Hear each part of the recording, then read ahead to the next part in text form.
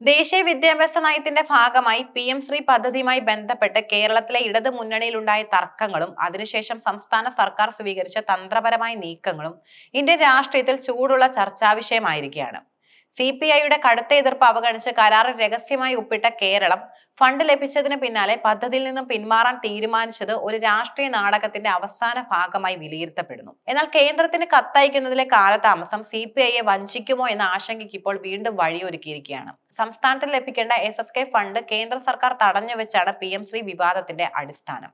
ഏകദേശം 1500 കോടിയോളം രൂപയുടെ കേന്ദ്ര വിഹിതം ലഭിക്കുന്നതിന് തടസ്സമായി നിന്നത് PM-ശ്രീ പദ്ധതിയുടെ ധാരണാപത്രത്തിൽ ഒപ്പിടാത്തതായിരുന്നു.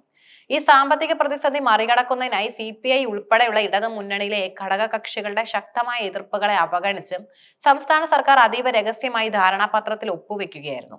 വിദ്യാഭ്യാസ മന്ത്രി V ശിവൻകുട്ടിയുടെ നിലപാടാണ് ഈ നീക്കത്തിന് പിന്നിൽ പ്രവർത്തിച്ചത്. കേന്ദ്ര ഫണ്ടുകൾ വേണ്ടെന്ന് വെക്കുന്നത് ശരിയല്ലെന്നും PM-ശ്രീയിൽ ചേരുന്നതിലൂടെ 1500 കോടി രൂപയുടെ കുടിശ്ശിക ഉൾപ്പെടെയുള്ള സഹായം നേടിയെടുക്കാൻ സാധിക്കുമെന്നുമായിരുന്നു മന്ത്രിയുടെ വാദം.